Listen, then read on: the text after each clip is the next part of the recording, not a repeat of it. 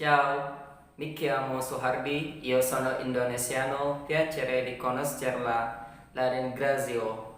Welcome back to my YouTube channel as for this. Before don't forget to subscribe, like, and share please, okay? Baik, pada kesempatan ini kembali lagi dengan saya, it's me Hardi, yang mana sebelumnya kita sudah belajar tentang bahasa Itali, yaitu cara memperkenalkan diri. Nah, sesuai dengan apa yang saya sampaikan kemarin, pada kesempatan ini kita akan belajar ungkapan dasar di dalam memperkenalkan diri, membedakan antara formal dan informal. Karena bagaimanapun di dalam suatu komunikasi ada formal dan ada informal pastinya ya.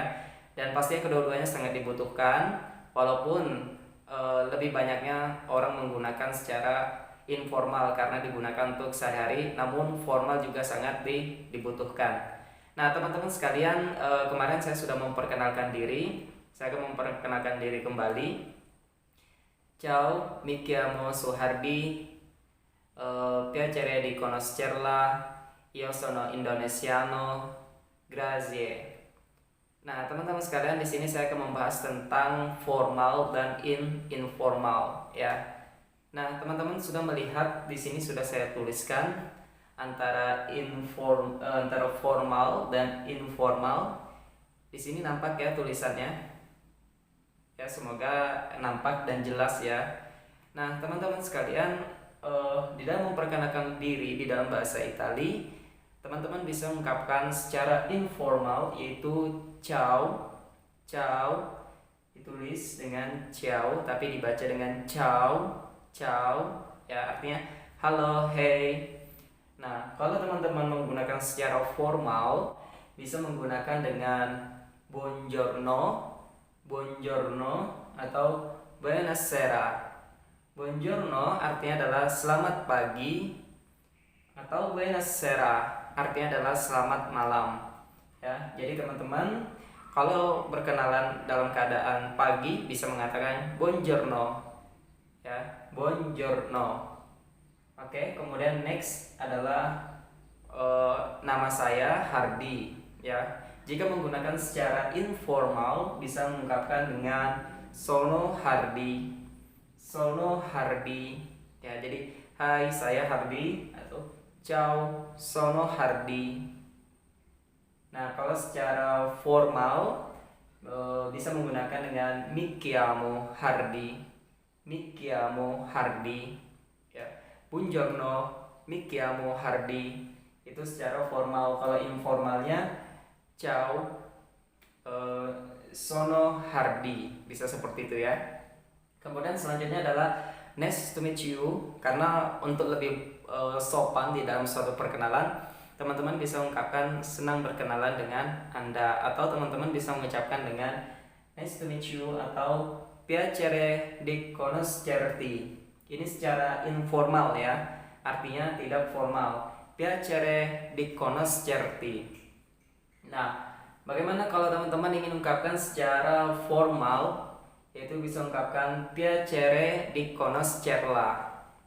Yang membuat perbedaan secara signifikan hanya terletak pada ujungnya saja. Kalau secara informalnya di conoscerti, kalau misalnya secara formal di conoscerla. Ya, jadi nice to meet you, senang berkenalan dengan Anda. Piacere di conoscerti, senang berkenalan dengan Anda. Piacere di conoscerla. Ya. Kemudian yang terakhir bisa mengungkapkan dengan terima kasih, grazie. Ya, secara informal, but secara formalnya la ringrazio. La ringrazio artinya terima kasih, atau grazie mille, grazie tante. Nah, ini artinya adalah terima kasih banyak. Nah, bagaimana teman-teman, mudah sekali kan? Jadi teman-teman jika ingin memperkenalkan diri ya secara informal, contoh ketika sedang menyapa orang Itali atau berkomunikasi dengan orang Itali, ungkapkan saja ciao, sono Hardi. Ya, piacere di conoscerti, grazie. Kalau secara formal, buongiorno, mi chiamo Hardi, piacere di conoscerla, la ringrazio. Ya. Nah, inilah cara memperkenalkan diri baik dari formal maupun informal di dalam bahasa Italia.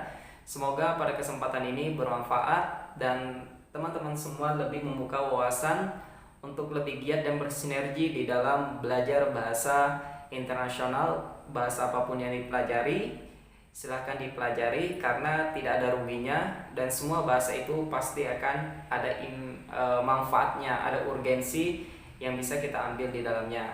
Ya, salah satunya jika teman-teman ada kesempatan untuk ke Italia, setidaknya teman-teman tidak terpaku dengan bahasa Inggris ya. Karena kalau kita kemanapun negara yang kita tujui, contoh ke Turki, kalau kita menggunakan atau mengandalkan bahasa Inggris, saya rasa kalau kita bisa bahasa mereka, bahasa dalam mereka, yang pastinya mereka jauh lebih respect seperti itu ya. Sama halnya kalau orang luar negeri datang ke Indonesia, orang lokal tersebut bisa bahasa Indonesia seperti kita, otomatis kita lebih lebih welcome kayak gitu kan. Nah, baik teman-teman, sekian dari saya. Apabila ada pertanyaan, silahkan komentar di bawah kolom komentar. Sebelumnya jangan lupa juga untuk subscribe, kemudian like dan share kepada temannya jika ini bermanfaat, dan silahkan diinformasikan kepada temannya ada kabar apa saja di Last Paradise. Insyaallah the next saya akan ingin membahas tentang perbedaan antara bahasa Italia dan bahasa Spanyol. Baik, sekian. Apabila saya ada kesalahan mohon maaf. Wabillahi taufiq wal hidayah. Saya ucapkan a presto.